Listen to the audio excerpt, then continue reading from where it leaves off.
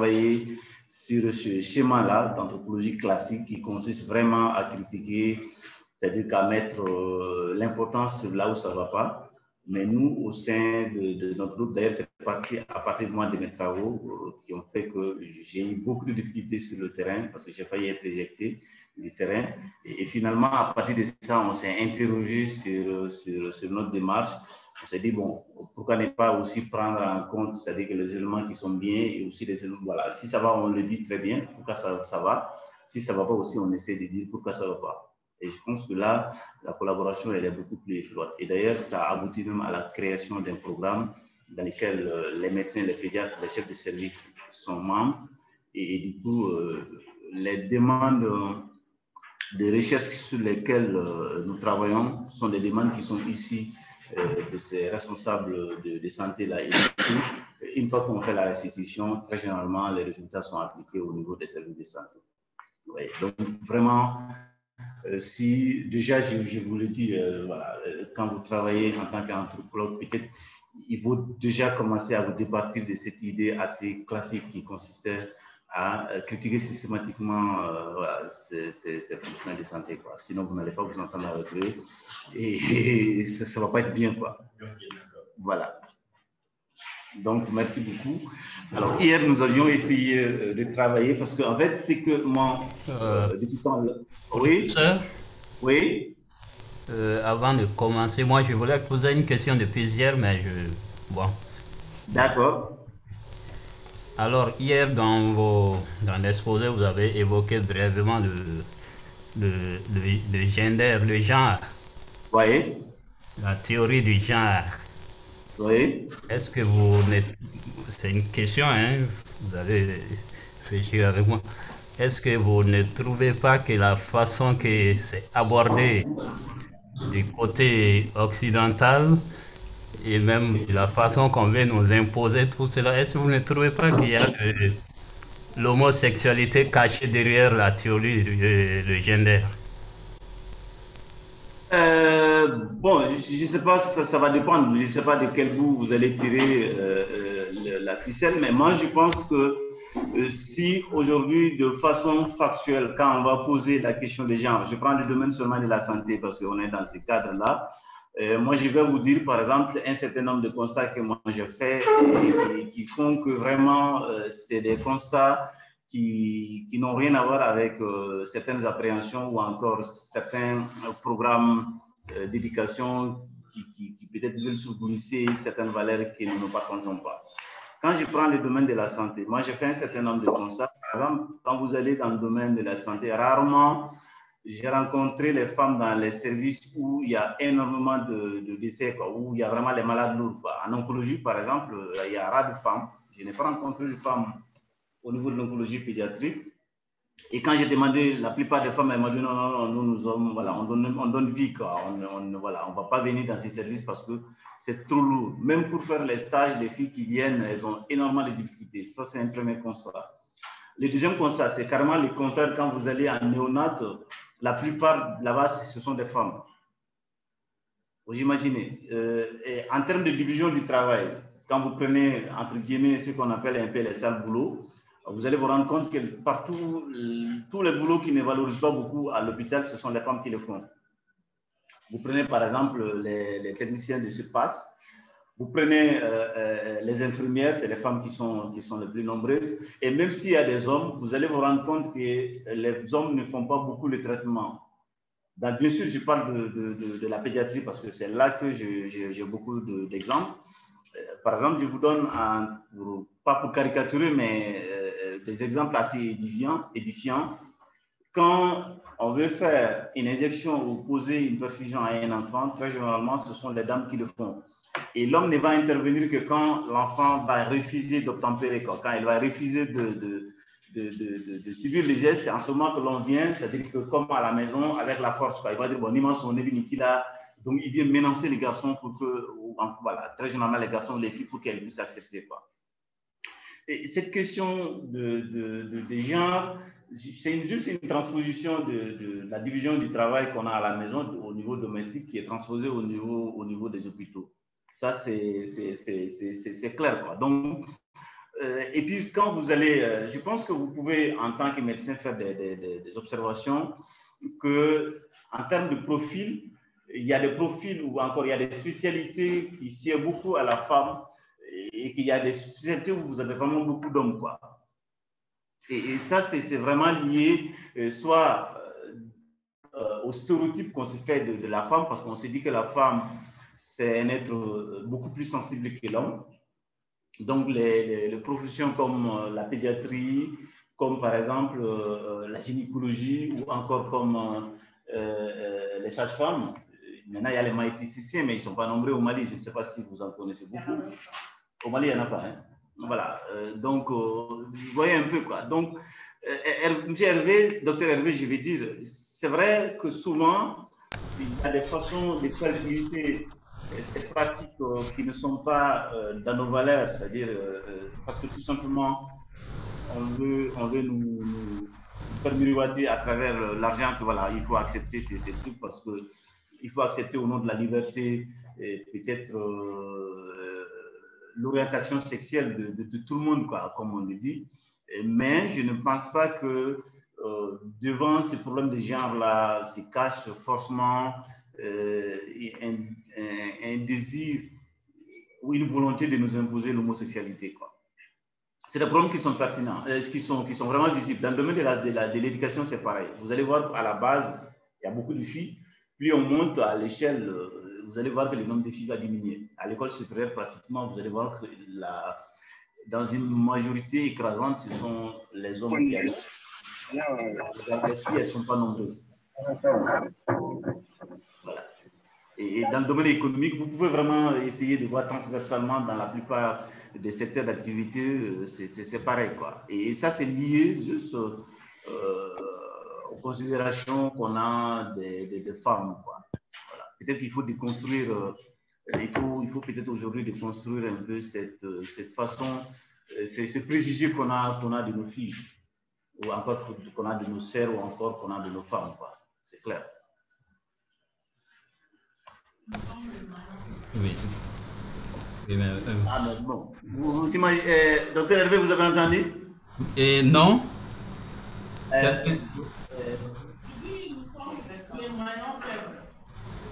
Que les femmes sont ah, les faibles de la société. oui, oui, mais professeur, Oui, je pense comme vous venez d'analyser la situation, oui. je pense quand même qu'il y a eu beaucoup d'avancées sur ce plan. Je suis Et parfaitement que d'accord. voilà, et que les choses vraiment évoluent d'une façon spontanée et peuvent évoluer, continuer à évoluer spontanément sans que on ne vienne nous inculquer des théories. Parce, Oui, mais les parce que, théories, en fait, parce que moi, je sais que ma fille, j'aimerais pas la laisser à la maison sans la scolariser. très bien, ok. Et j'aimerais bien qu'elle atteigne peut-être mon niveau d'ailleurs. Très bien, formidable. Donc ça, c'est déjà une évolution sans que nous émergeons de certaines théories. Par exemple, vous avez un peu évoqué l'orientation sexuelle.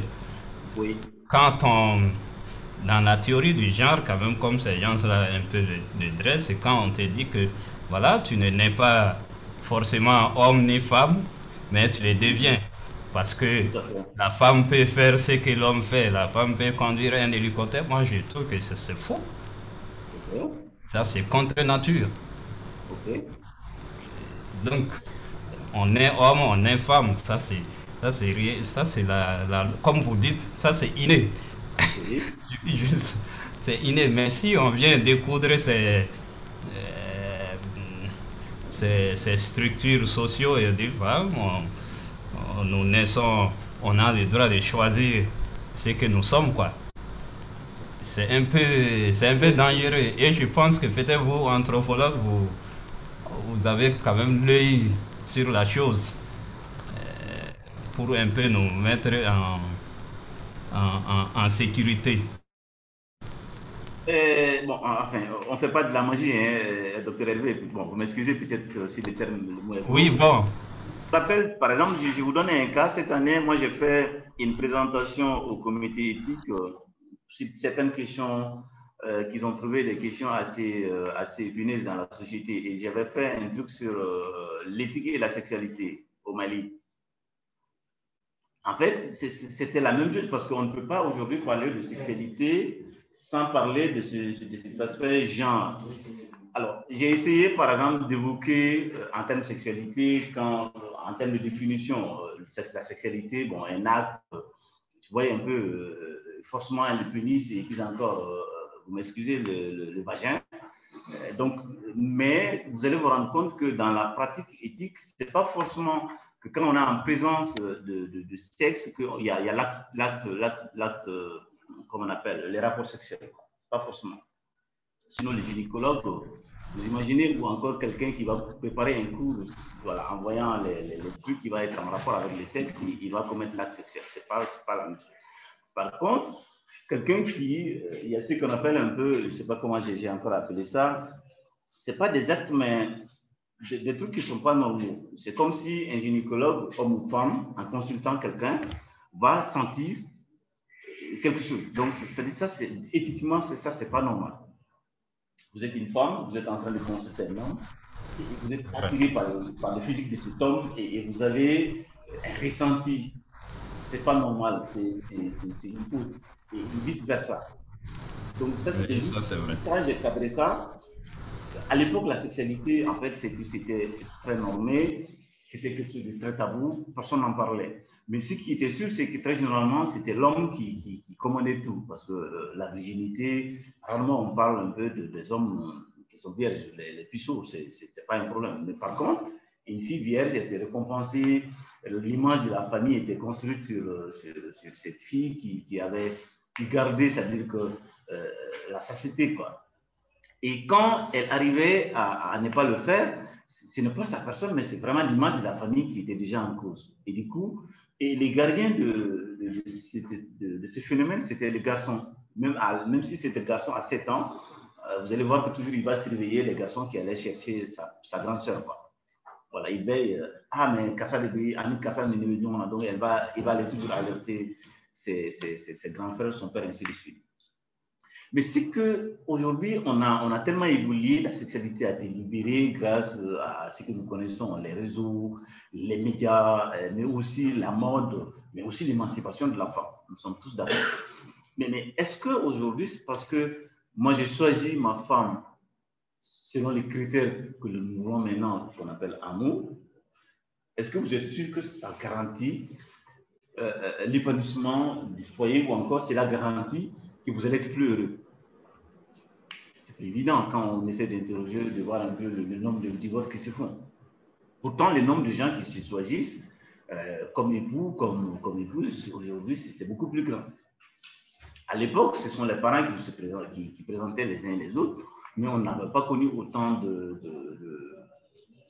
divorces. Donc, il faut vraiment questionner ça. Ça, c'était une question qui était très importante. La deuxième question que je me suis posée, c'était vraiment la sexualité des personnes du troisième âge. C'est-à-dire que quand vous prenez les femmes dans les villages, très généralement, une fois qu'elle a la ménopause, on l'exclut carrément de. C'est à Bolbo, Guala. Elle ne fait plus partie de Gua.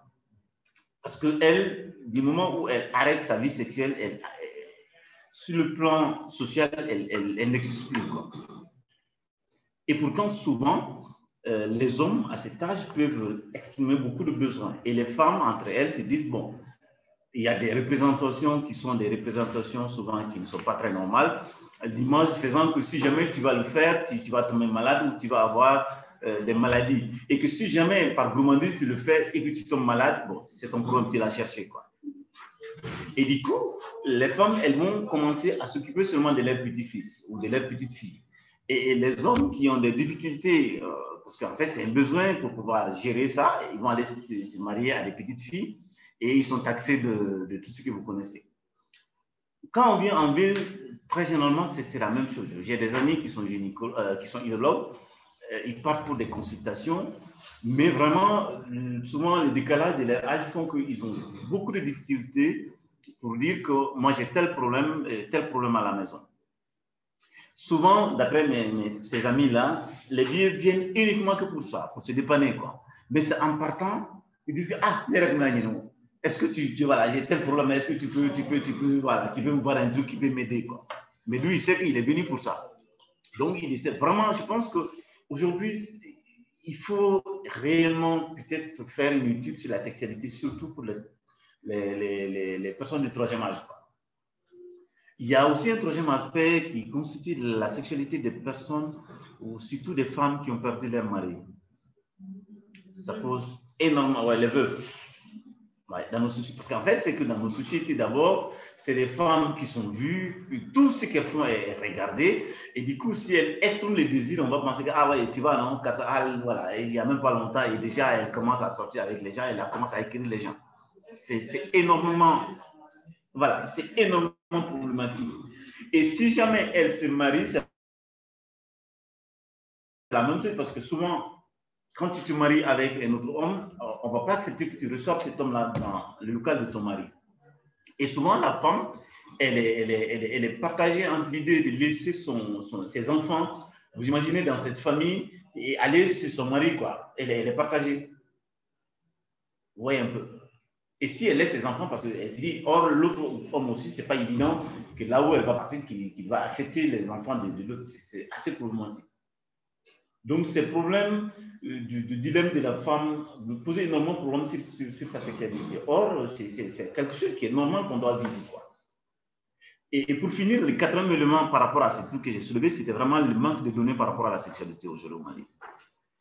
Vous pouvez avoir des données, un rapport sur la sexualité, peut-être en fouillant les données sur des rapports comment on appelle, de santé de la reproduction, des trucs de PF. Sinon, vous n'avez aucune donnée sur la sexualité, en termes de satisfaction, en termes voilà, de préliminaire, rien, il n'y a rien qui existe sur la sexualité au Mali.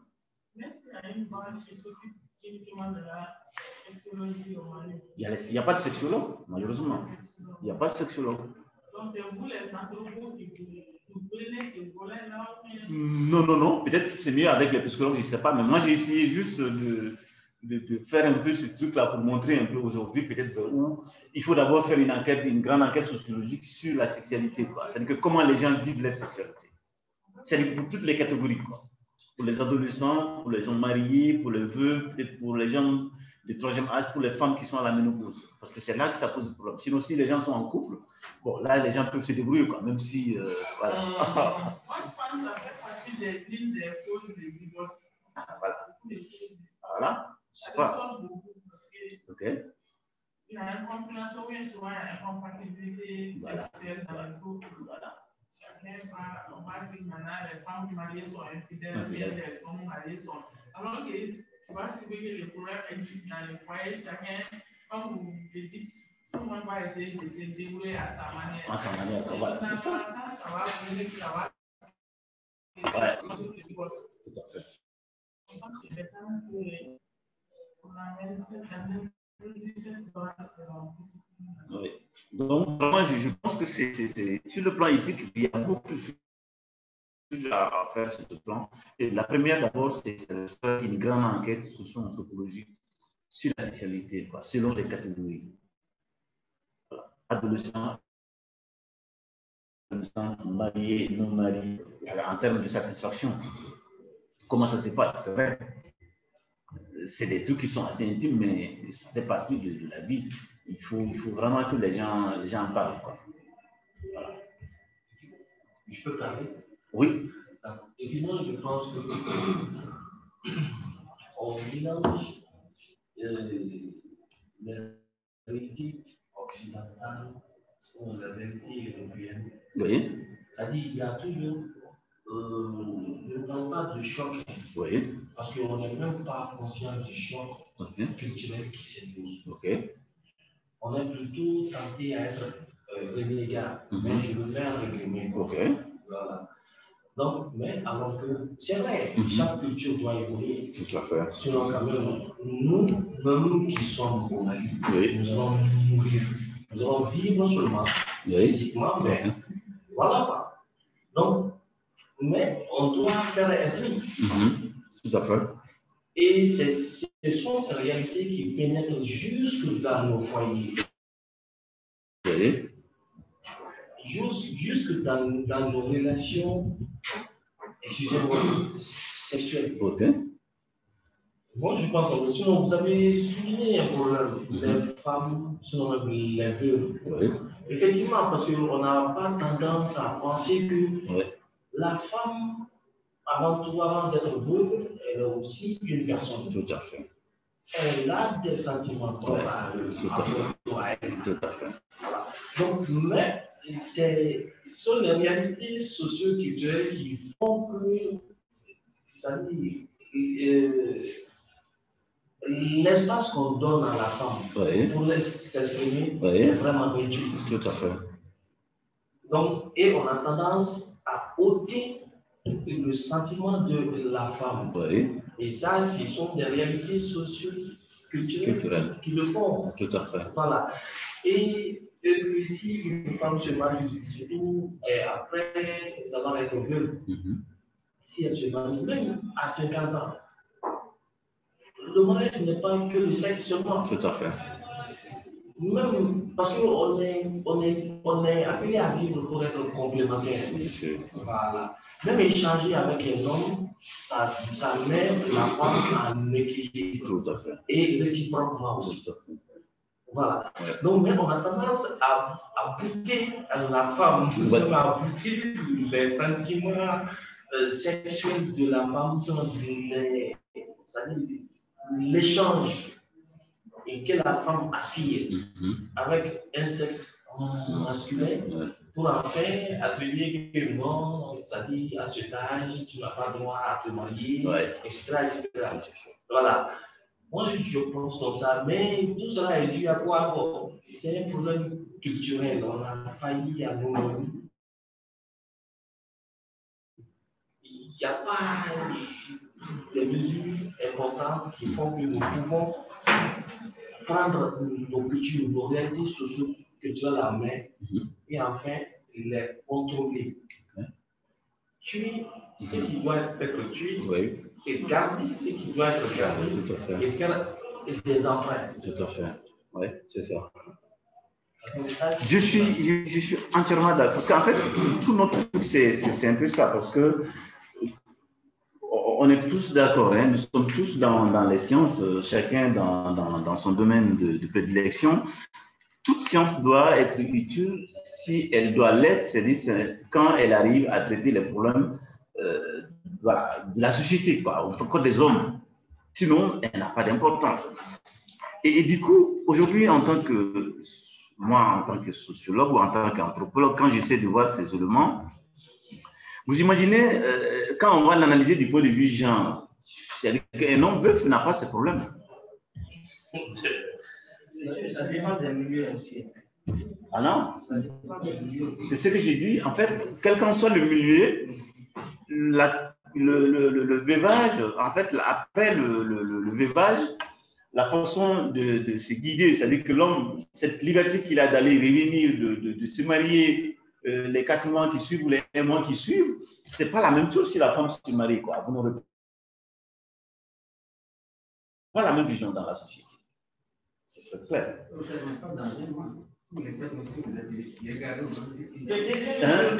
Et non, dans tous les cas, quand vous le faites.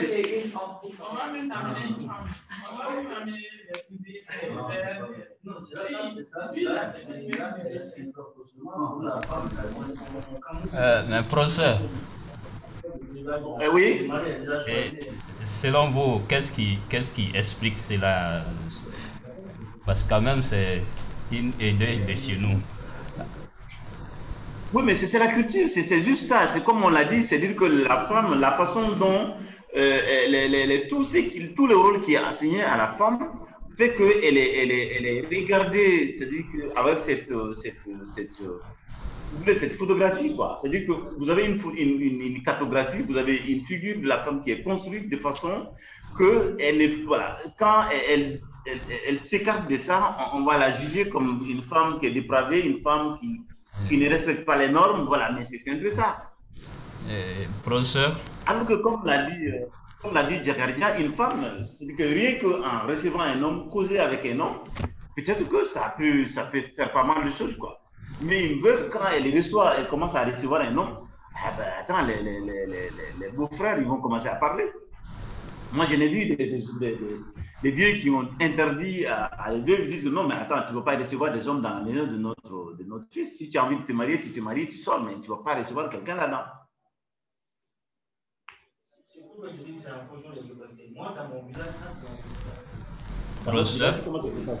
Dans mon village, une seconde, s'il vous plaît. Je suis démarré vers la femme en période de vivage. Après les 4 mois, normalement, elle doit aller chez elle avec femme.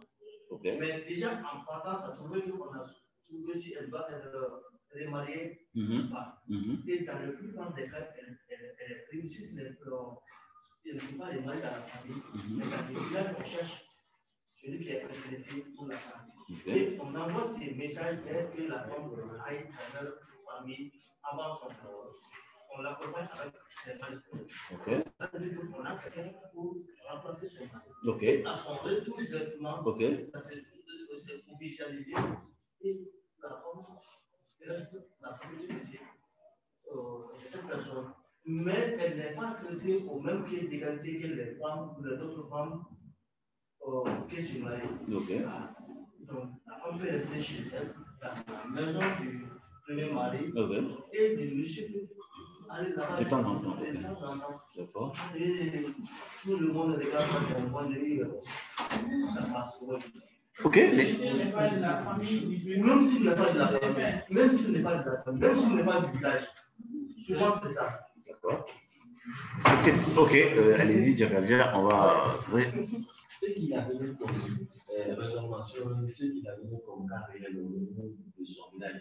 Ce cas-là existe, mais les femmes ont été confrontées à des problèmes aussi à propos de ces cas-là. Et ça nous rejoint un peu. C'est-à-dire, et dans ce cas, tu trouveras que la femme n'a pas de voix d'expression. Dès qu'elle perd son mari, soit c'est le jeune frère de son mari qui l'attend, même si c'est à contre-gré. Et dans la plupart des cas, dans ce village-là, on se tue même à cause de cette femme-là. Ce problème-là existe. Et puis vous avez utilisé un terme qui va consolider un peu mon raisonnement. Et vous avez dit que, c'est vrai que vous avez dit involontairement, bon, peut-être, mais ça ne va pas plus. Vous avez dit que la femme restera la propriété. Là, la femme ne reste pas une propriété. C'est un sujet très passionnant. On va. Les femmes n'ont pas assez de voix. Involontairement, on le commet. C'est involontaire. Parce qu'elle n'est pas. On étudie comme ça. Elle n'est pas à 100% au service du nouveau mari. Parce qu'elle reste unique à la famille, elle coopère avec la famille. Elle prépare dans la famille. Pour clore ça, moi je pense que, vous savez, même le statut de veuvage ou de veuf n'est pas le même pour un homme qu'une femme. Ça, on est clair. Parce qu'une femme qui perd son mari, comme vous l'avez dit, vraiment, elle accepte, mais vous allez voir que rarement elle est épanouie.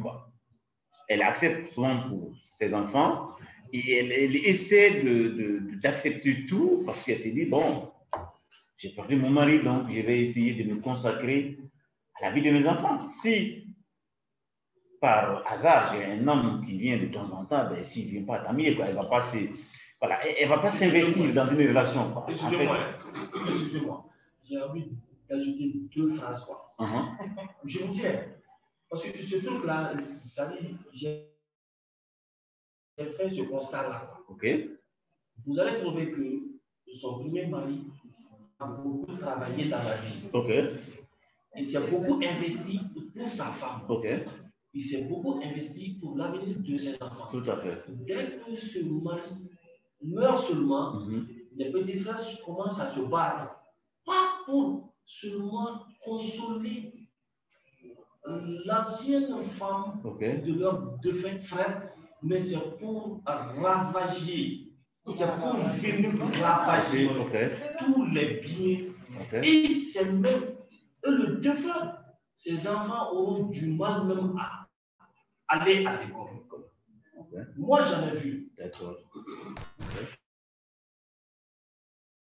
Donc, ces cas-là, la femme est toujours confrontée à des problèmes. Et tu vas trouver que c'est cette femme-là qui travaille dans les marchés, qui vend des petits trucs pour subvenir aux besoins de ses enfants. C'est ce cas-là qui existe surtout. Mais merci beaucoup. Hervé, donc voilà, vous avez parlé de genre, vous avez imaginé, vous voyez un peu là où ça nous a amené. Non, mais je voulais. Donc, oui, on va finir avec vous, oui. Voilà, je voulais tout juste ajouter, en dépit de tous les raisonnements que vous avez donnés par rapport à la femme dans la société, surtout l'élevage et autres. Je pense qu'il y a votre confrère anthropologue qui donnait un peu un raisonnement.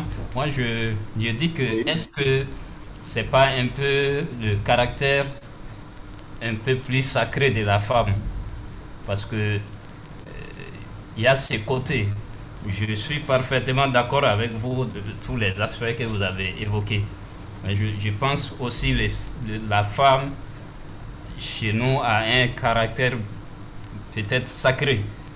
Si vous regardez un peu, vous êtes anthropologue, vous regardez quand avant on voulait que les femmes, hier vous l'avez évoqué, viennent au mariage avant de connaître l'homme. Bon, il y a beaucoup de raisons, mais moi je pense qu'on a un peu sacralisé la femme, même si dans tout cela il y a des abus que nous voyons vraiment sur la femme qui est quand même injuste par rapport à leur traitement, surtout s'ils perdent leur mari.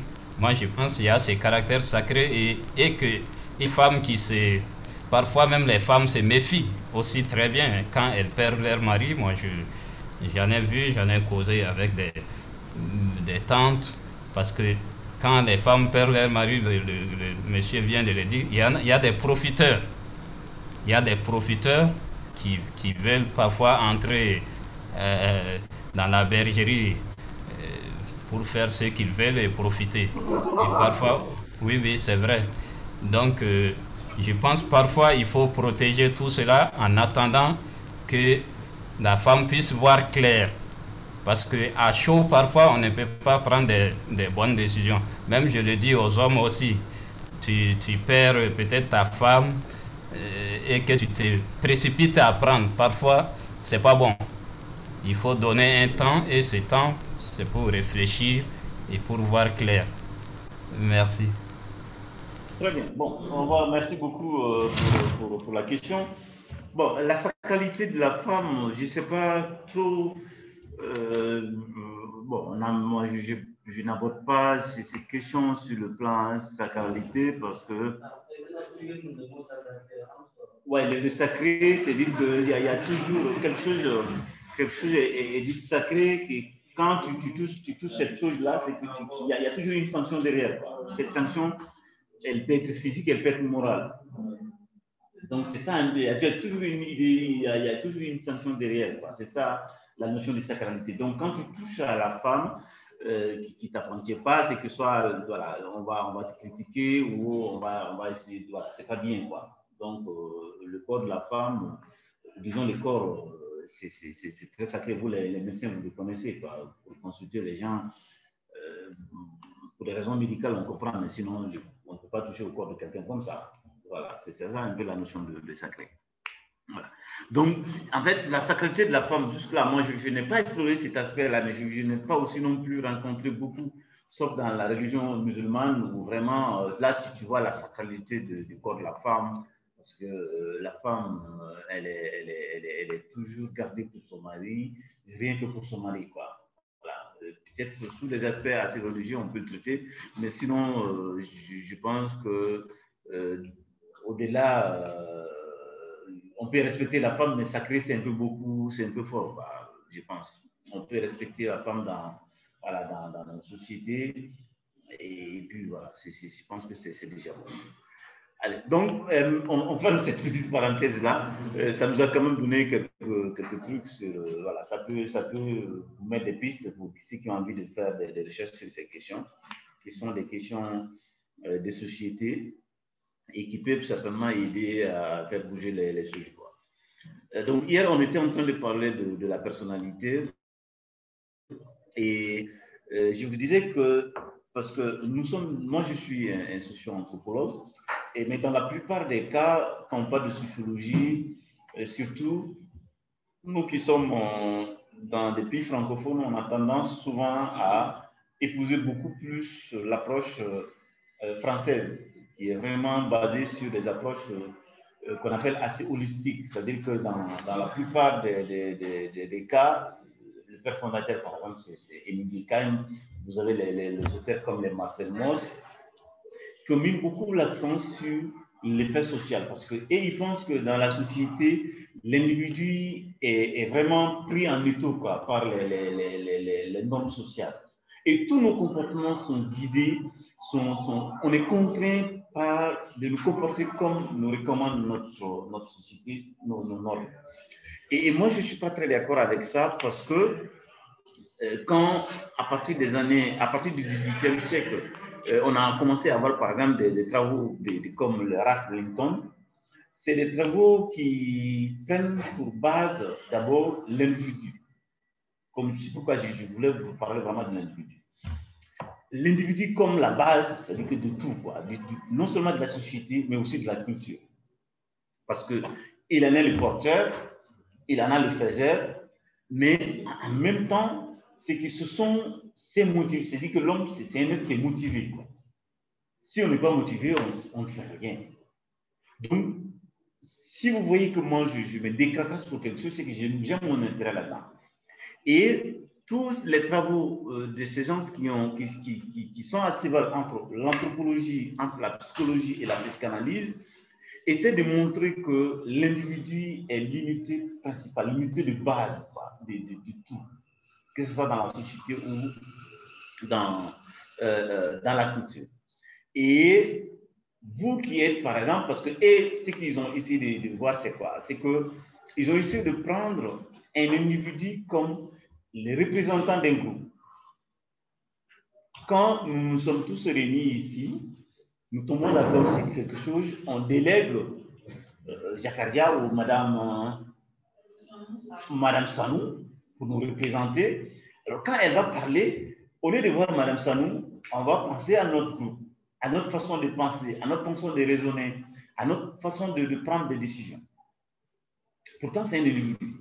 Donc, les travaux qui ont été menés sous cet angle-là, c'est vrai que l'individu, en tant qu'objet d'étude, est beaucoup plus proche de la psychologie, mais dans un cadre anthropologique, on essaie de prendre l'individu comme le représentant d'un groupe, mais avec lequel on échange. Parce que pour qu'il y ait sociologie, il faut qu'il y ait une interaction.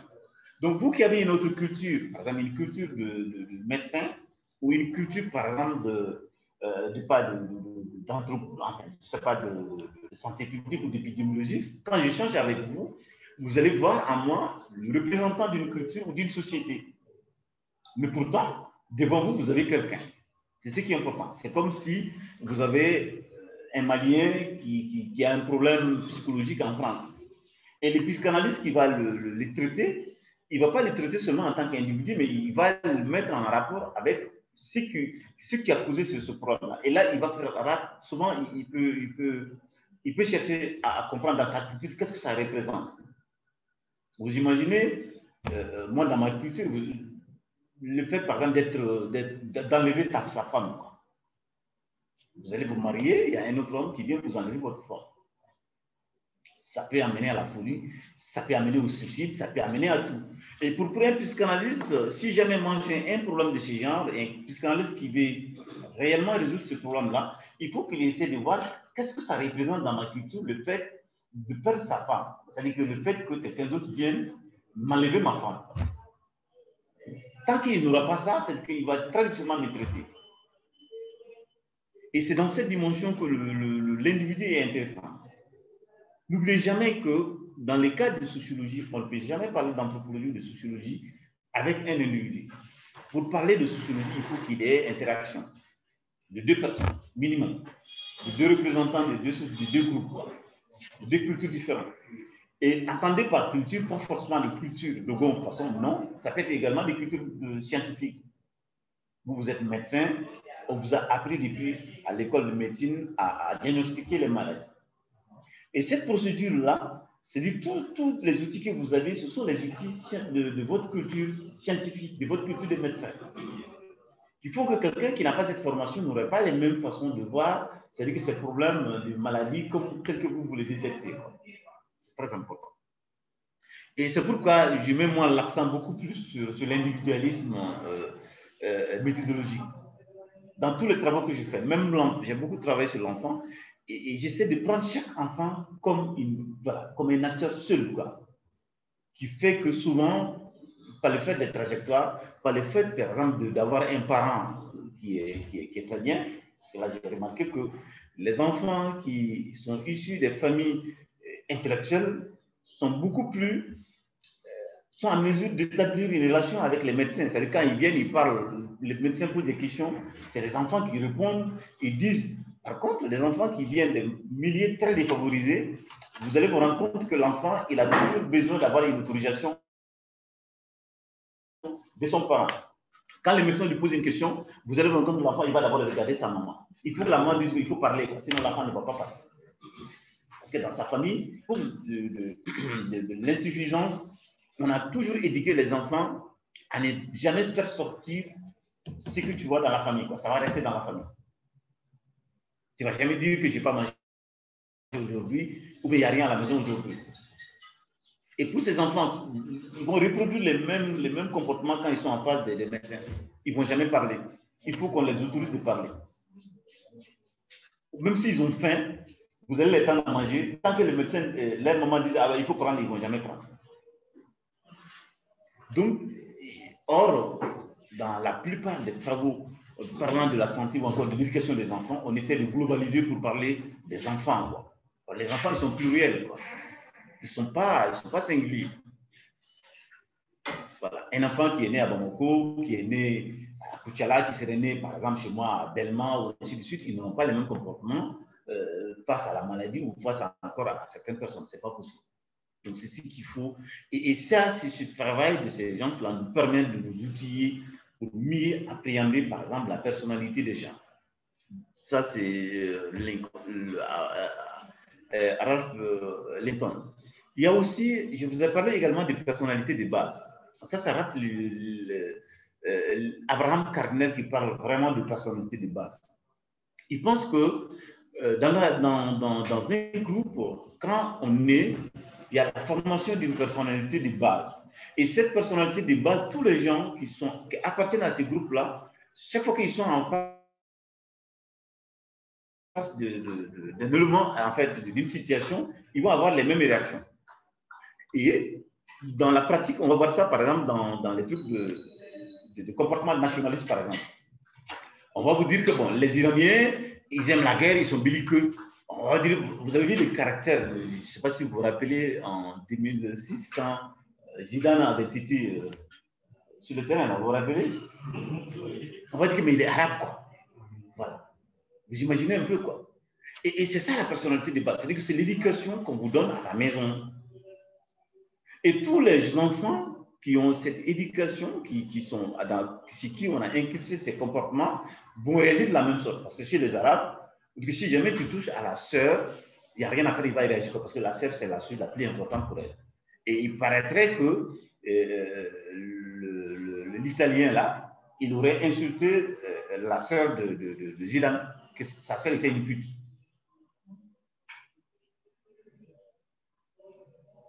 C'est surtout ça, parce que la connaissance de la culture, c'est ça, quoi.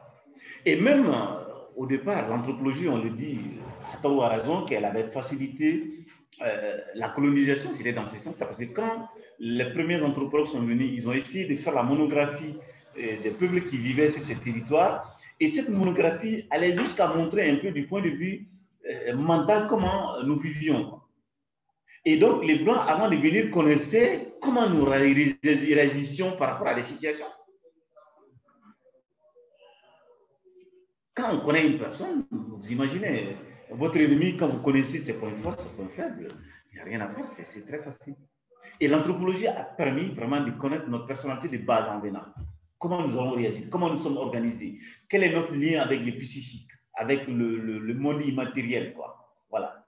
Avec les morts, comment tout ça s'expliquait. Donc, quand ils sont venus, ils ont essayé de voir sur quel plan on pouvait nous amener à ne pas nous révolter en nous amenant, par exemple, les religions comme la religion chrétienne. Et qu'il fallait accepter parce qu'en fait, voilà, quand vous acceptez d'être dominé, quand vous allez mourir, vous allez aller au paradis, il n'y a pas de problème. Quoi. Voilà, le pauvre, c'est quelqu'un qui va certainement vivre, qui va peiner sur cette vie, mais une fois qu'il meurt, pour lui, c'est fini, qu'il va aller au paradis. Donc, tout ça, ça a amené aux gens à accepter de vivre dans la pauvreté et de produire pour le blanc. C'est surtout ça. Donc, c'est vraiment la personnalité de base. Et là, lui et ils se sont basés surtout sur l'individu. Vous imaginez quoi? C'est-à-dire que vous prenez un individu. Moi, je prends par exemple quelqu'un, un prêtre dans mon village, vous l'amenez en France, vous l'amenez en Italie, vous le formez, vous l'inculquez des trucs, il revient, il va reproduire carrément ce que vous l'avez appris dans cette communauté-là.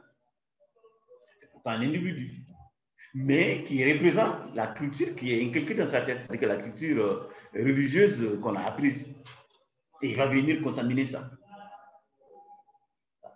Donc, l'individualisme méthodologique, c'est-à-dire de ces auteurs culturalistes, hein, au départ, parce que c'est avec eux que l'anthropologie culturelle a eu beaucoup d'importance. Vous avez beaucoup vu des travaux qui étaient proches de ces considérations-là, par exemple, Amkulen. Je ne sais pas si vous avez lu Amkulen d'Amadou Amateba.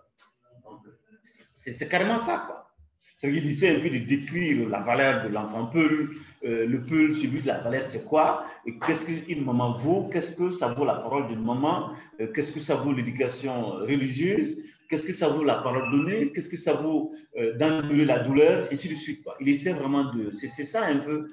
Tous ces trucs-là se cadrent dans le cadre vraiment de l'anthropologie culturelle des années 80. Ou encore des travaux aussi de Kamarala et l'enfant noir, où il essaie de donner un peu, comparer le totem qui est le serpent avec laquelle il va jouer voilà, dans la forge. Quoi. Mais aujourd'hui, ces travaux ont vraiment leurs limites. Ce n'est pas évident. Quoi, voilà. Parce que la culture, d'abord, elle est mondialisée. Si ce n'est plus possible d'avoir une entité où les gens sont coupés pour pouvoir agir de la sorte, ce n'est pas possible aujourd'hui. Donc, un moment, c'est vraiment des travaux qui opéraient, mais aujourd'hui, il faut aller au-delà. Qu'est-ce que l'anthropologie, en tant que discipline permettant de comprendre les hommes, peut aujourd'hui aider à améliorer notre mieux-vivre, quoi. Donc, mais c'est quand même bon pour vous de prendre comme point de départ l'individu. C'est-à-dire qu'au lieu de prendre les grands groupes et dire que c'est les normes sociales qui contraignent les gens à se comporter comme ça. Non, les normes sociales sont là. Moi, en tant qu'élément de la société, je ne peux pas, comme je ne peux pas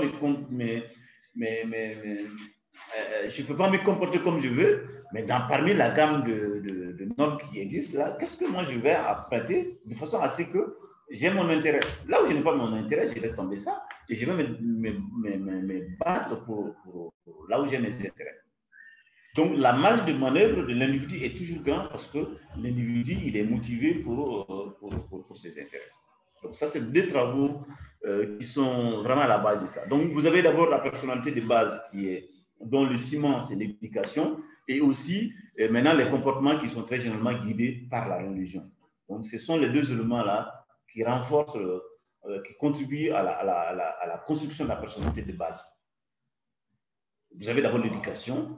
On vous dit, bon, ce qu'il faut faire, ce qui est bien, ce qui n'est pas bien, ce sont vos aînés. Mais après, maintenant, vous avez également la religion qui vous donne des normes. Voilà. J'imagine, même en tant que médecin, avec toute la culture médicale que vous avez, souvent, vous faites valoir un peu ces valeurs religieuses-là. Voilà. C'est très important. Donc, la notion de société, on a beaucoup parlé de ça. L'être humain communique via un groupe, forme des communautés, se rassemble dans les sociétés organisées, en participant à des groupes. Bon. Ici, ce que je vais juste vous montrer, c'est que la société, c'est vraiment un groupement. Ça peut être un grand groupement, mais ça peut être aussi un petit groupement. Comme vous avez les sociétés, par exemple, la société de pédiatrie, actuellement, je pense que ce n'est plus une société, mais vous avez des sociétés savantes dans le truc là. Voilà. Voilà, la Somango, par exemple. Voilà. Voilà. Ce sont des sociétés qui sont savantes où vous avez des normes que vous réglementez. Tout type qui veut pratiquer, c'est-à-dire ces métiers-là, doit remplir telle condition. Et c'est la même chose pour les membres des sociétés. C'est des groupes qui sont là et qui respectent les mêmes normes, qui respectent les mêmes règles. Donc, c'est ça. Et du point de vue disciplinaire, c'est vraiment l'objet d'étude de la sociologie. La sociologie étudie la société. Voilà. Et la vie sociale satisfait des besoins individuels et elle répond aussi à des besoins, bien sûr, collectifs. C'est-à-dire que dans notre société, vous avez tout un panoplie d'institutions qui sont là pour pouvoir régler les problèmes. Les institutions, même politiques, là, vous allez vous rendre compte que chaque institution a un rôle. Vous avez l'Assemblée, c'est pour légiférer les lois, l'exécutif qui est là, qui va vraiment essayer de voir concrètement qu'est-ce que nous pouvons faire pour nos citoyens, pour qu'ils vivent bien, l'école, santé, éducation, économie, et ainsi de suite. Donc, toutes ces structures, ces institutions qui existent sont là pour pouvoir résoudre des problèmes individuels, mais aussi des problèmes aux besoins collectifs des membres de ces groupes-là. Et nombre de groupes se constituent dans le but d'atteindre des objectifs, d'accomplir des tâches, et se doivent pour cela garder une cohésion et une stabilité. Ça, vraiment, le cas du Mali est assez, voilà, comment on appelle ça, est assez significatif à cet effet, parce que quand il n'y a pas de stabilité, quand il n'y a pas de cohésion, on ne peut rien faire.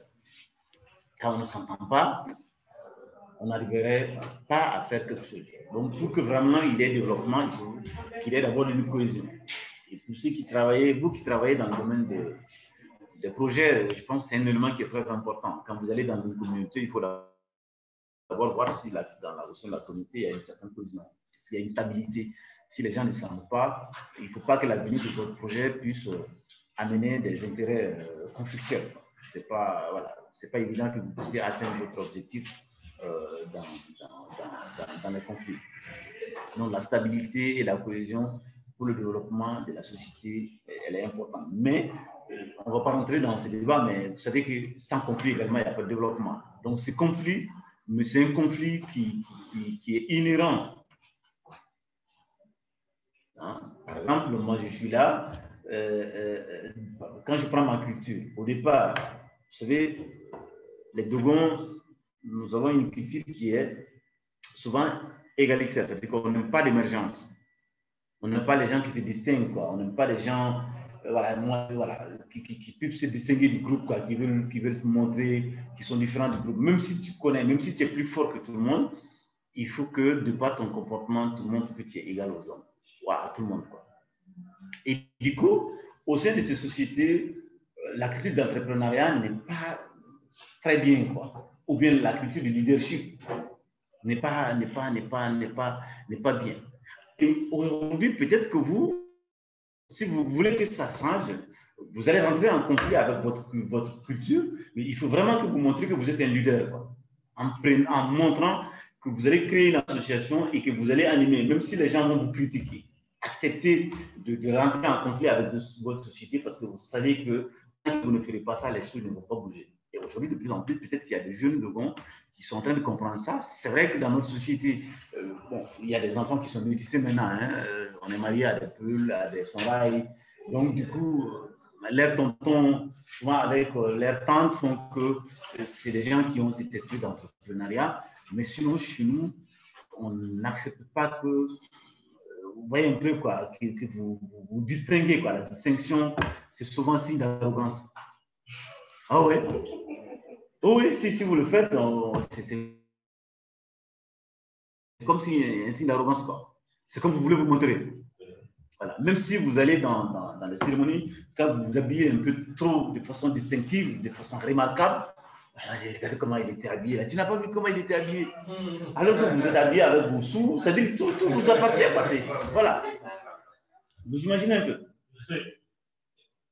Donc, c'est des conflits comme ça, c'est-à-dire que pour faire bouger les choses, c'est pas mal. Mais après, vous allez vous rendre compte que vous allez tirer beaucoup de gens et finalement, ça peut faire marcher.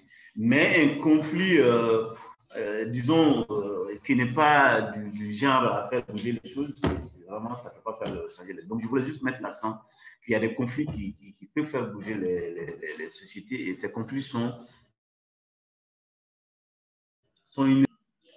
Donc, la société, comme objet d'étude de la sociologie, pour comprendre le fonctionnement des sociétés et expliquer les phénomènes sociaux. Et elle ne s'intéresse à l'homme qu'en tant que membre d'une société et en cherchant comment il participe aux événements collectifs. Elle s'occupe des comportements des individus pris dans la masse. Hier, comme je vous ai dit, quand vous allez souvent dans certains trucs, à partir des comportements des gens, c'est comme vous invitez les gens et vous préparez des plats, par exemple, de porc et puis de mouton, et ainsi de suite, quoi.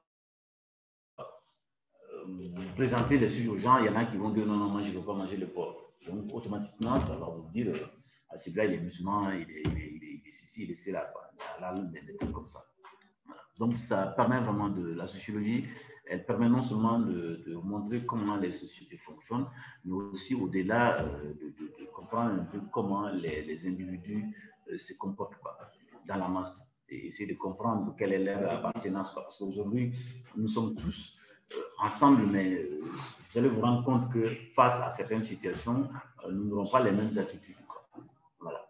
C'est ce qui fera qu'on va mieux comprendre un peu nos groupes d'appartenance ou nos groupes de provenance. Voilà. Donc, en gros, voilà ce que je voulais vous dire sur l'individu, culture et société. On a beaucoup parlé sur le truc. Maintenant, je ne sais pas s'il y a des questions sur ces aspects ou pas. Est-ce que vous avez des questions?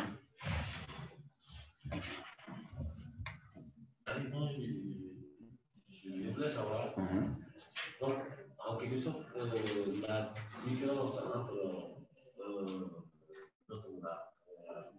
la race et Durkheim, oui. Donc, vous voulez souligner que Durkheim parle de la société pour expliquer l'individu. Et Ralph Lincoln parle de l'individu. Tout à fait. Expliquer la société. Voilà. C'est ça. Les postulats, c'est-à-dire que leurs postulats sont carrément différents. C'est-à-dire Émile Durkheim, il pense que pour pouvoir comprendre la société, il faut partir des faits sociaux.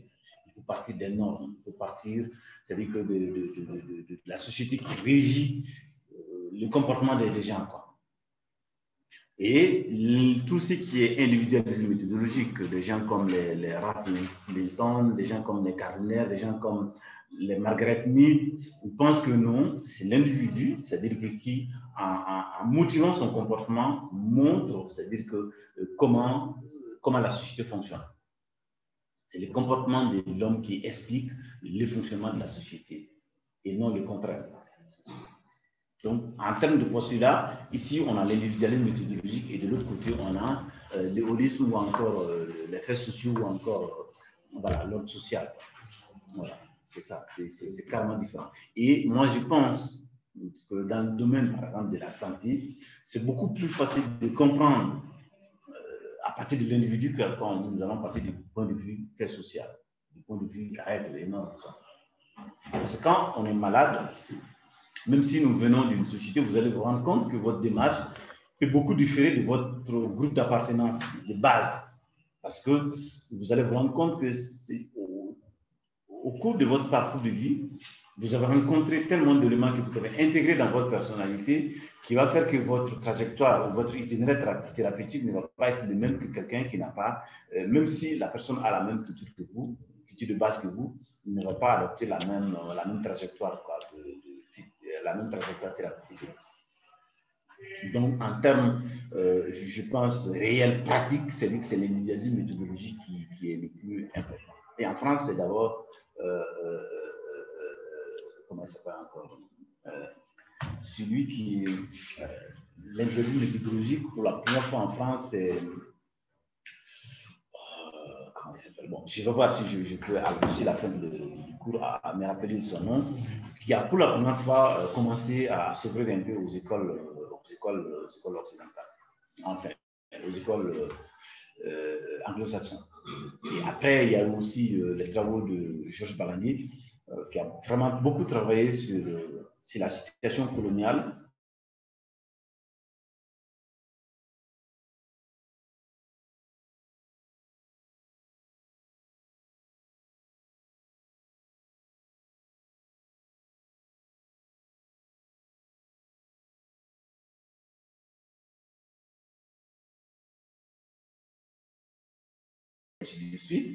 Et quand le colonisateur est venu, il a implanté l'administration. Et cette implantation de l'administration a amené un certain nombre de privilèges accordés à un certain nombre de corps. Par exemple, si vous y travaillez au niveau de l'administration coloniale, c'est que vous aviez un certain droit qui bénéficiait d'un certain nombre de services, par exemple de santé, d'école, et ainsi de suite. Et ce sont ces parties-là qui ont amené la corruption. Tout ce que nous voyons maintenant, quand vous avez quelqu'un qui est au niveau d'un service et que quand vous êtes recommandé, vous allez vous rendre compte que le traitement que vous bénéficiez n'est pas le même que quelqu'un qui est anonyme, quelqu'un qui n'a pas été recommandé. Donc, il essaie un peu de lier comment ces pratiques administratives depuis le temps colon a contaminé, c'est-à-dire les pratiques de fonctionnement de l'administration africaine. Aujourd'hui, on parle de corruption et tout ça, mais quand vous allez analyser tout ça, vous allez vous rendre compte que la racine, c'est quand Moussa Traoré, par exemple, avait un moment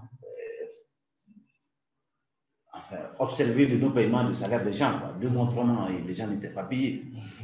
Et les secrétaires, pour avoir quelque chose, c'est quoi? C'est que quand tu as même ton dossier, on essaie de les bloquer. Elles vont avoir 1000 francs, 2000 francs, 3000 francs. Voilà. Tandis que les enseignants, ils n'avaient pas ce truc. Donc, on a vu comment l'image de l'enseignant a été déconstruite.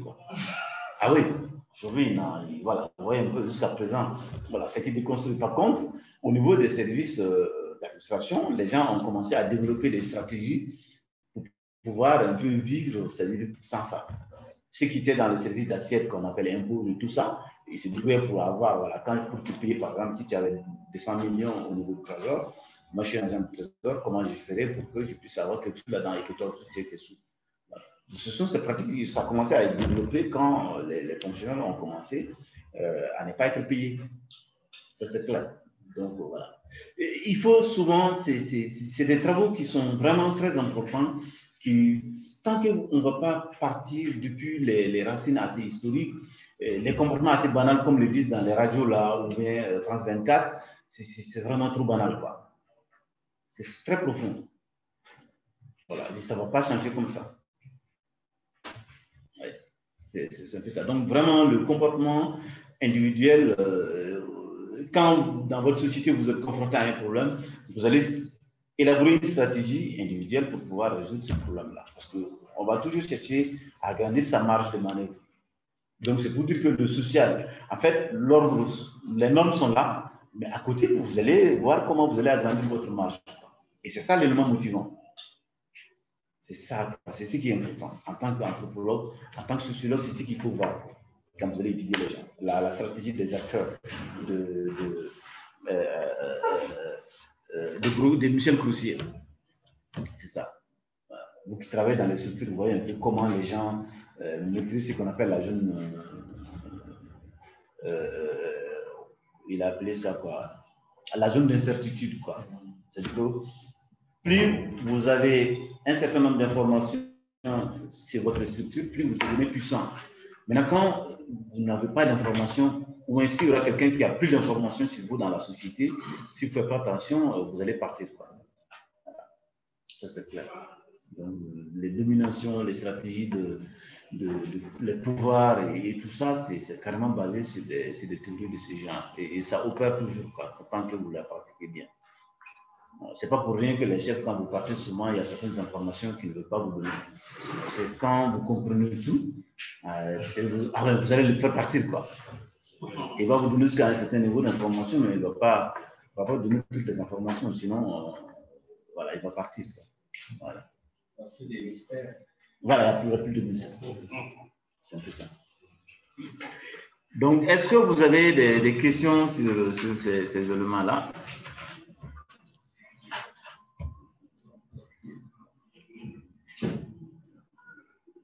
Oui, ceux qui sont en ligne. Nous sommes là, professeur. Ok, est-ce qu'il y a des questions? Sinon, on va progresser. Alors, moi, la question que je voulais poser.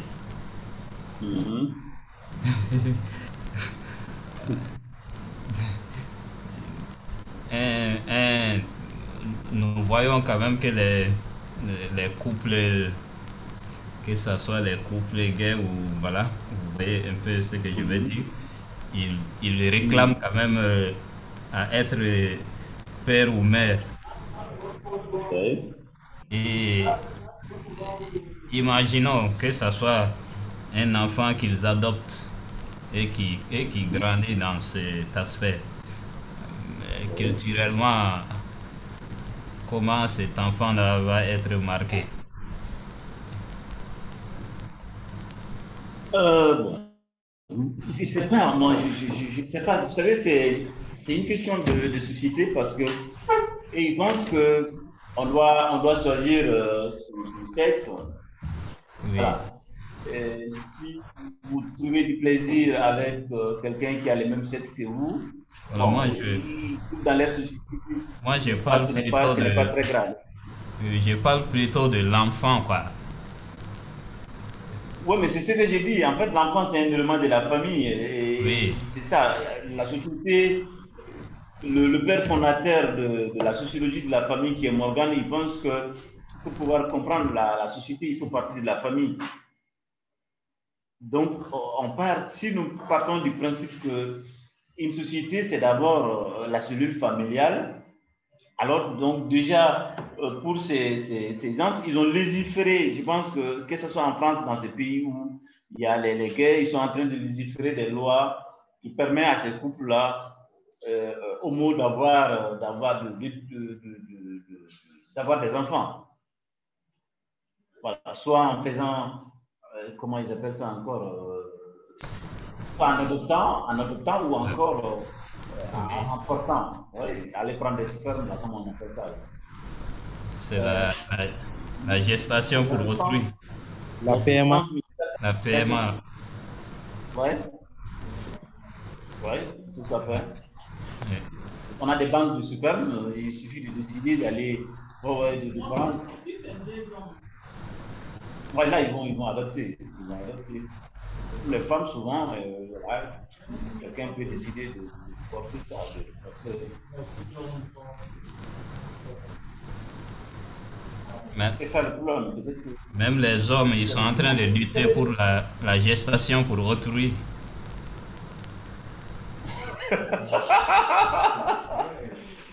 Vous savez, Hervé, bon, moi je pense que pour le moment, en Afrique, c'est vrai que c'est des questions qui se posent et nous sommes en train d'assister à des glissements de ces questions-là sur certains aspects, notamment en éducation, même si les gens, pour le moment, veillent. Mais je pense qu'il y a, par contre, des questions qui sont intéressantes en Afrique, même par rapport à ce système de procréation qu'on appelle la procréation médicale assistée. J'ai une collègue burkinabé qui a travaillé sur cet aspect et elle a fait une thèse là-dessus. Elle a trouvé que très généralement au Burkina, parmi tous les gens qu'elle a suivis, rarement elle a vu un homme, par exemple, qui voulait avoir un enfant, prendre autre sperme que le sperme de son frère. Et pour les femmes, les ovules, très généralement, c'est pour leur sœur. Ah oui, au Burkina, partout où elle a suivi, c'était ça. Parce que la raison, c'était quoi? Elle dit d'abord que, très généralement, dans nos sociétés, même si les gens acceptent, un jour viendra où peut-être il doit y avoir des conflits d'intérêts et que les gens puissent revendiquer la paternité ou encore la maternité de ces enfants-là. Ouais, voilà. Voilà le problème même. Hein? Non, mais et là aussi, parce que les gens, est-ce que les gens vont accepter de prendre des ovules de quelqu'un qu'ils ne connaissent pas, les femmes? C'est pas évident. Très généralement, c'est pour les sœurs et pour les mères.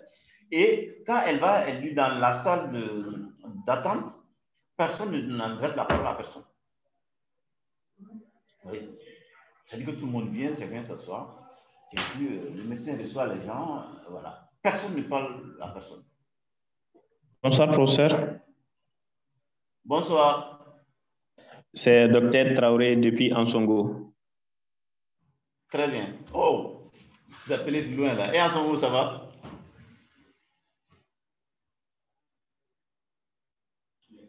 Oh là là. Ça, c'est les aléas, quoi. Ouais, oui. En fait, okay. Moi, je voulais intervenir par rapport à l'individu et la société. Très bien.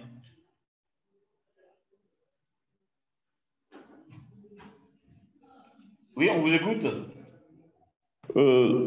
J'ai un exemple. J'ai adopté une petite fille française depuis ses 3 ans jusqu'à ses 18 ans. Okay. Actuellement, c'est elle qui fait des vidéos sur les réseaux sociaux, mais elle vit Bambara. Elle est Bambara. C'est vrai, elle est française d'origine, mais elle est Bambara. Ok.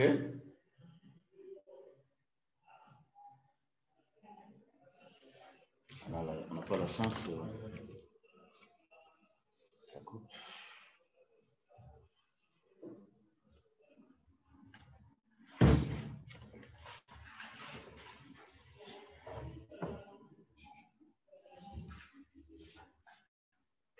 Oh, les réseaux. Bon.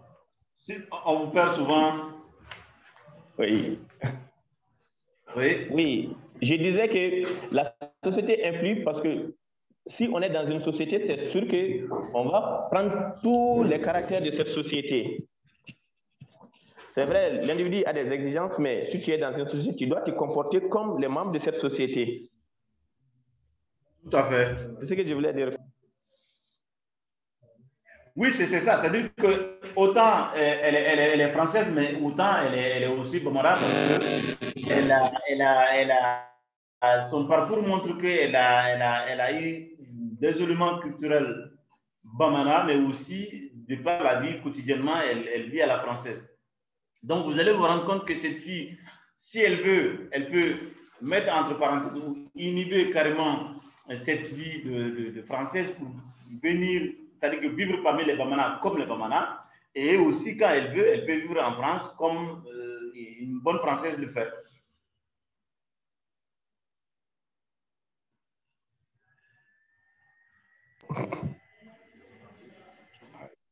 Oh.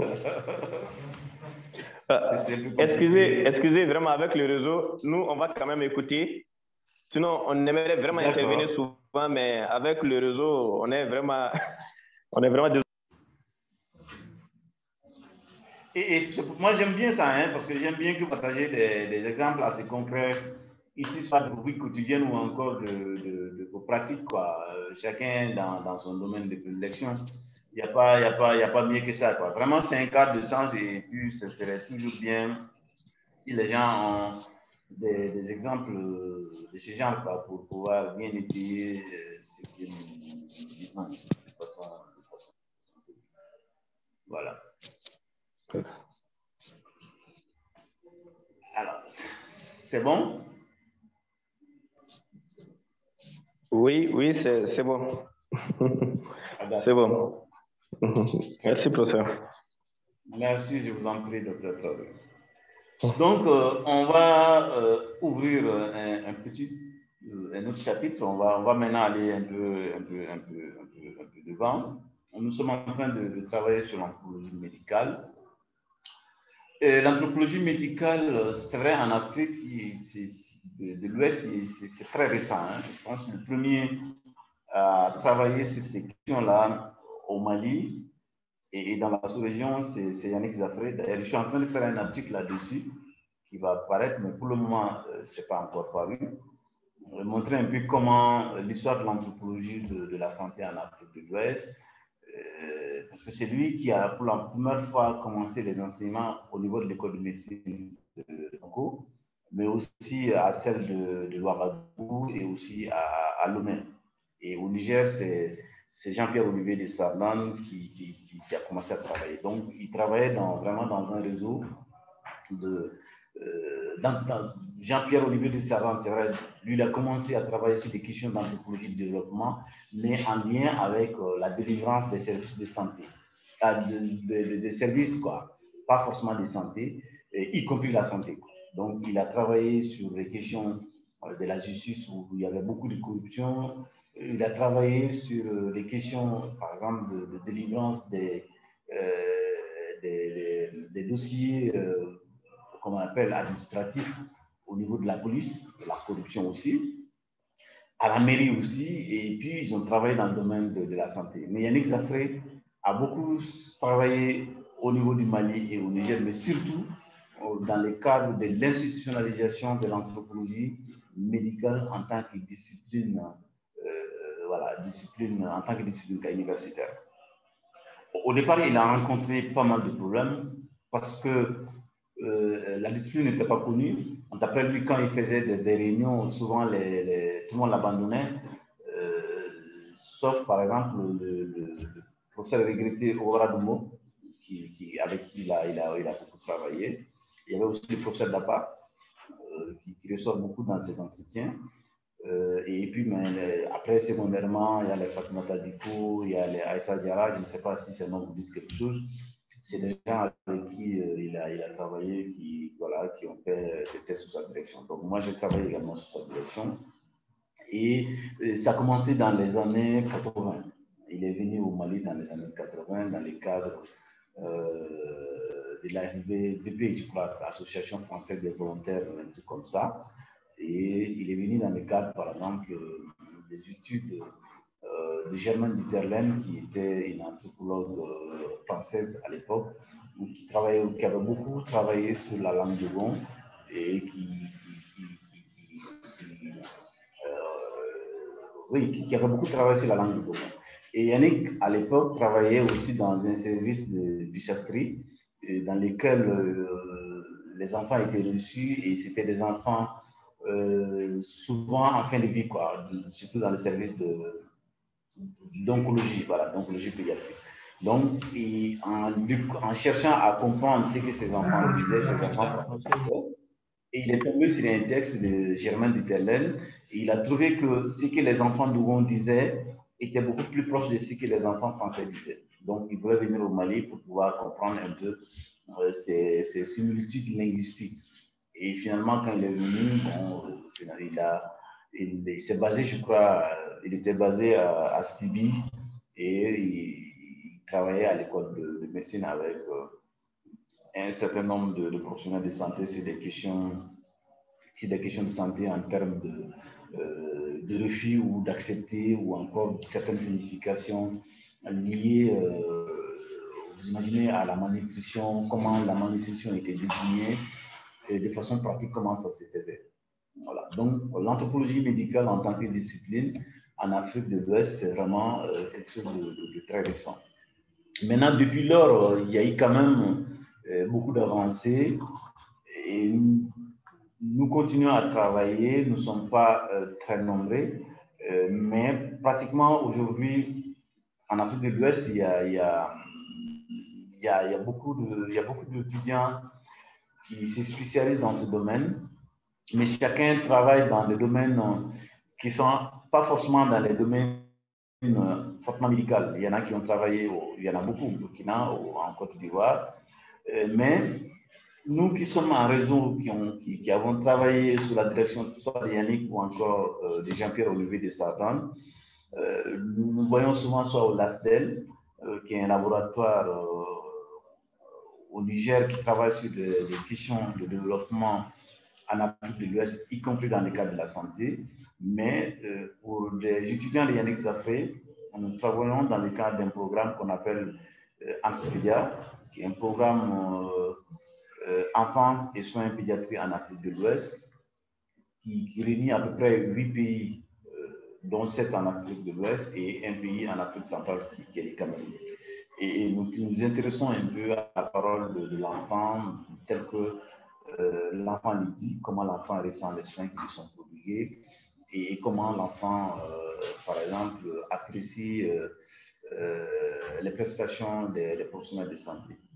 Donc, du point de vue anthropologique, c'est vrai, on essaie de voir dans la modernité de société africaine la parole de l'enfant malade dans ses rapports avec les adultes, notamment les pédiatres et ses parents, mais aussi du point de vue santé publique, de voir comment on peut, à partir des travaux anthropologiques, essayer d'améliorer la qualité des soins qui sont prodigués au niveau de nos services de santé pour les enfants.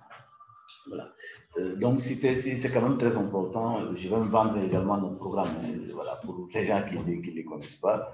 C'est très important. Donc, ce que je vais vous dire en termes d'état du lieu ou encore en termes d'état du lieu des travaux anthropologiques en Afrique de l'Ouest, c'est très difficile aujourd'hui de vous faire un état, parce que vous savez, chez nous, toutes les publications ne sont pas numérisées, donc c'est très difficile de faire un état des lieux assez exhaustif des travaux en anthropologie de la santé. Par contre, ce que je peux vous faire, c'est quand même vous recenser un certain nombre de concepts qui sont très opérants, lesquels concepts peuvent, par exemple, vous aider à travailler, si vous travaillez sur un certain nombre de sujets dans les hôpitaux ou encore dans les villages, montrer un peu comment vous pouvez nommer les pratiques de gens, quoi.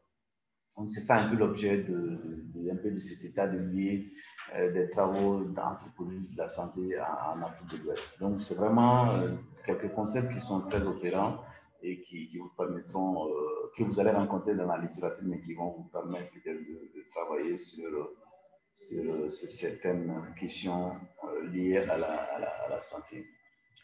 Alors, en Afrique, très généralement, les premiers travaux qui sont, de mon point de vue, très intéressants et qui ont permis vraiment aux anthropologues d'entrer dans nos systèmes de santé, c'est la question des normes. Vous savez, les normes, tout le monde le sait, c'est que c'est des règles qu'on établit et que tout le monde doit respecter.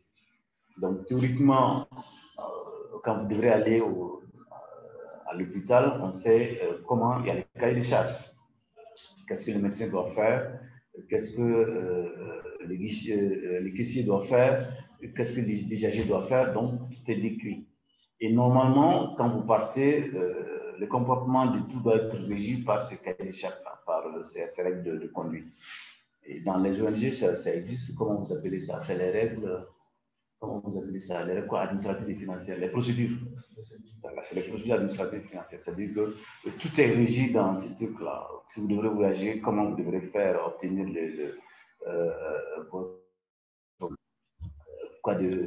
ordre de mission, voilà, comment l'argent doit être débloqué, ainsi de suite, les procédures. Donc, les normes, c'est un peu ça.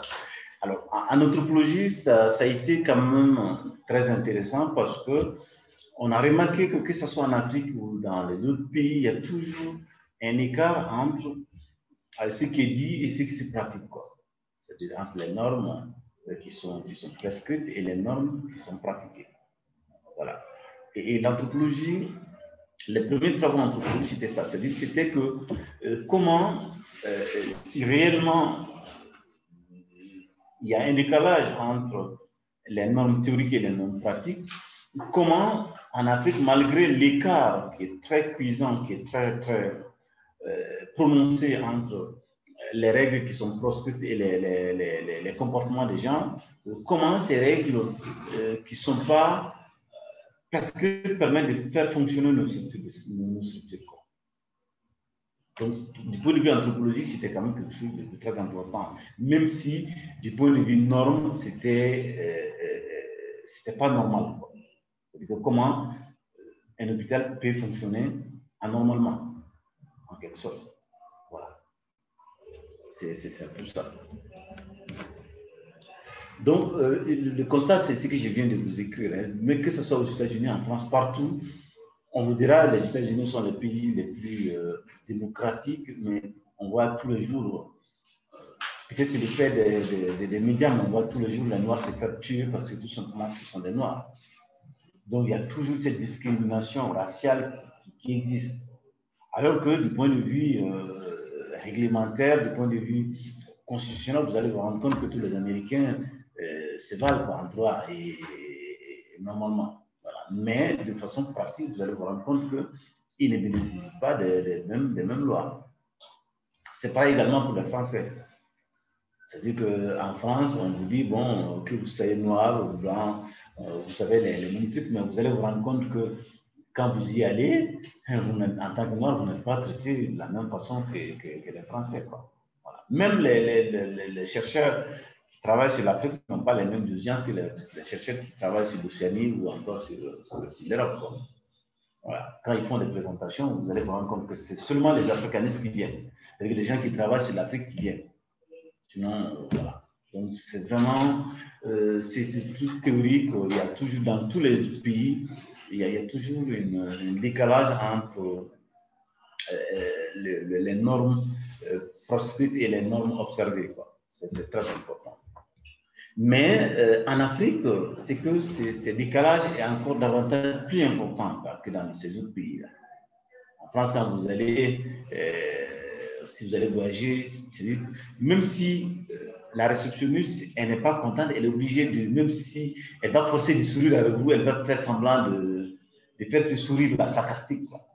Mais chez nous, vous allez avoir une secrétaire quand vous allez, de toute façon, bon, si vous n'êtes pas bien habillé, c'est pas évident qu'elle vous conserve. État mouillé, voilà, ou bien vous allez vous rendre compte que, voilà, état mouillé. Par contre, quand quelqu'un vient avec du bazin, voilà, bien basané, tout ça, elle va prêter attention. Voilà. Merci. Donc, ce qui fait que chez nous, on a vraiment constaté que même s'il y a des décalages partout, en Afrique de l'Ouest, c'est que les normes sont vraiment très décalées. Voilà. Les pratiques que nous faisons sont très, très loin des normes qui sont prescrites. Il y a un travail de Jean-Pierre Olivier Dessalins qui est très intéressant par rapport à ça, à la recherche des normes pratiques et la gouvernance réelle en Afrique. Les normes pratiques, comme je l'ai dit, c'est vraiment ce qui se passe quoi, concrètement. C'est-à-dire que ce qui est dit et ce que les gens font. C'est ça, les normes pratiques, c'est ce que les gens font. Voilà. C'est un papier qui est vraiment très, très intéressant et qui a mis un peu, si vous voulez, le pied à la patte, quoi, pour un peu commencer ce débat. Alors, la question anthropologique a consisté à quoi faire? Ça a consisté à dire que si les comportements des agents de l'État et des acteurs publics en Afrique sont habituellement assez éloignés des normes officielles, il n'en demeure pas moins pour autant complètement aléatoire ou anarchique. Si on est d'accord qu'en Afrique, comme nous l'avons constaté, que les règles pratiques sont très éloignées des règles professionnelles, cela n'est pas l'ordre du hasard, ce n'est pas un hasard. Voilà. Et du coup, on se pose la question, quelles sont les règles qui régissent les normes dans les services publics? Est-ce que c'est les règles pratiques ou encore c'est les règles professionnelles qui régissent le fonctionnement de nos structures publiques? Je pense qu'on va essayer de nous arrêter là.